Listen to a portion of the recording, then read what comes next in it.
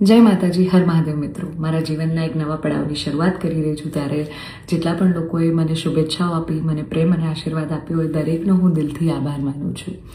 રહી વાત કે મારા સગપણને લઈને છેલ્લા ઘણા સમયથી મીડિયામાં અનેક તર્ક વિતર્ક, અનેક ચર્ચાઓ ચાલી રહી છે, જેને લઈને હું અત્યાર સુધી મૌન હતી, કારણ કે વાત મારા સુધી સીમિત હતી. પણ વાત જ્યારે હવે મારા પરિવાર પર છે, મારા પિતા પર છે, ત્યારે એક દીકરી તરીકે હવે મારાથી સહન નથી થતું અને મને લાગ્યું કે હવે આજે મારે બોલવું પડશે. એક બ્રહ્મકન્યા હોવાનું, એક બ્રહ્મ દીકરી હોવાનું મને એટલું ગૌરવ છે કે જેને હું કદાચ શબ્દોમાં નહીં વર્ણવી શકું.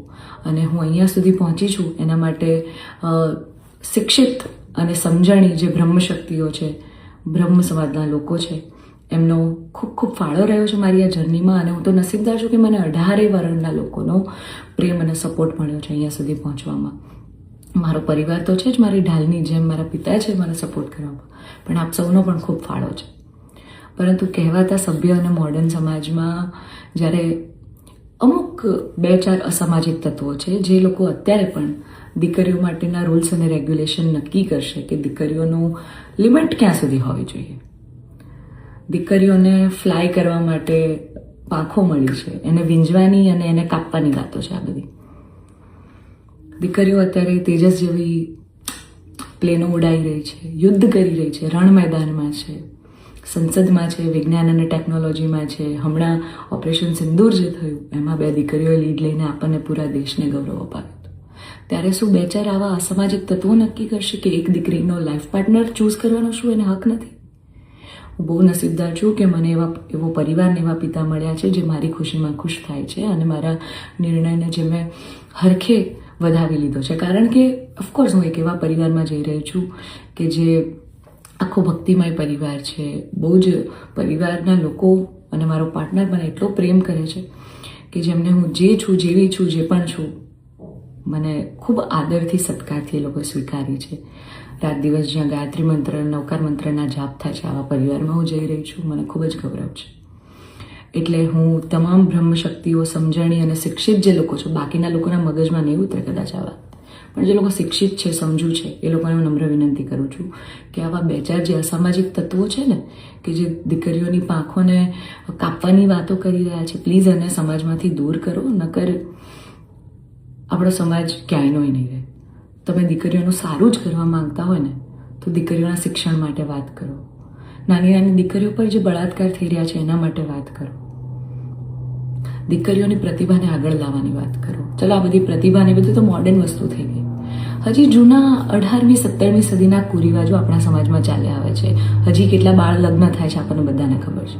સાટા પ્રથા ચાલુ છે જેની પીડિત હું પણ છું, તમને બધાને ખબર છે. દીકરીઓના પૈસા લેવામાં આવે છે. અલા, દીકરીઓને તમે ઘૂંઘટામાં રાખો છો અને તમે એમ કહો છો કે અમે દીકરીઓનું સારું કહેવા માંગીએ છીએ. એક બાજુ દીકરીઓ તેજસ જેવી ફ્લાઇટો ઉડાઈ રહી છે, આર્મીમાં છે, નેવીમાં છે, અને એક બાજુ દીકરીઓ ઘૂંઘટામાં છે. એના પરથી જ ખબર પડી જાય છે કે ક્યાં કેટલો વિકાસ છે. હું દરેક બ્રહ્મ શક્તિઓને, બ્રહ્મ આગેવાનોને નિવેદન કરું છું, આજીજી કરું છું કે આવા અસામાજિક તત્વોને સમાજમાંથી હટાવો. જેટલા પણ લોકો હવે મારા પરિવાર વિરુદ્ધ કંઈ પણ પોસ્ટિંગ કરશે, કમેન્ટ કરશે, એમના વિરુદ્ધ હું કાયદેસરના પગલાં લઈશ.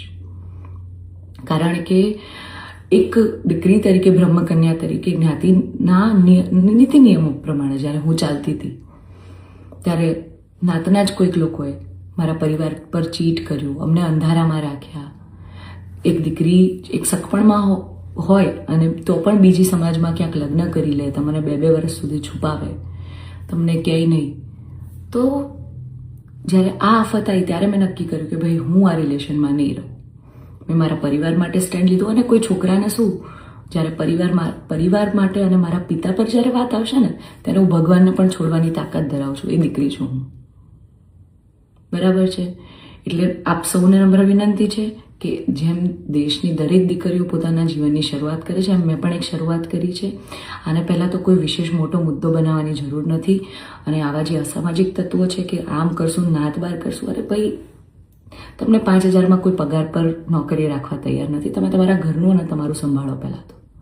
અને આવા અસામાજિક તત્વોને, તમામ બ્રહ્મશક્તિઓને, શિક્ષિત અને સમજણા જેટલા લોકો છે એમને મારી વિનંતી છે કે આવા સામાજિક તત્વોને તમે દૂર કરો સમાજમાંથી, જેથી દીકરીઓ ડરે નહીં અને એમની પ્રતિભા આગળ આવે.